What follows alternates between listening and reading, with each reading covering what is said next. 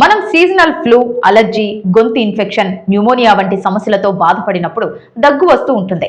దగ్గు అనగానే మనం ఊపిరితిత్తుల సమస్యగా భావిస్తూ ఉంటాం.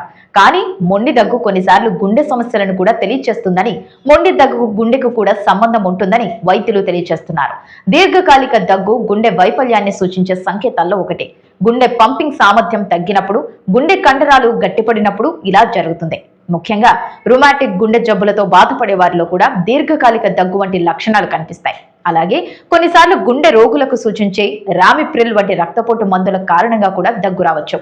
ఈ దగ్గును మందులు మార్చడం ద్వారా తగ్గించవచ్చు.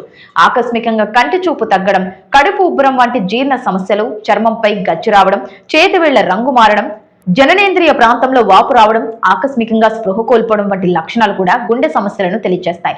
గుండె చుట్టూ పొర ఏర్పడి గుండె అంతర్గత ఒత్తిడిని పెంచడంతో పాటు గుండెలో ద్రవం పేరుకుపోవడం వల్ల ఈ సమస్య తలెత్తుతుందని వైద్యులు తెలియజేస్తున్నారు. ఇక మరో స్పష్టమైన లక్షణం వేళ్లు నీలి రంగులోకి మారడం. కనుక దీర్ఘకాలం పాటు ఉండే దగ్గును సాధారణ దగ్గుగా భావించకపోవడం మంచిది. అలాగే దగ్గు వచ్చిన ప్రతిసారి ఊపిరితిత్తుల సమస్య అని కూడా భావించకూడదు. దీర్ఘకాలం పాటు తీవ్రమైన దగ్గు ఉంటే వెంటనే వైద్యుడిని సంప్రదించడం మంచిది.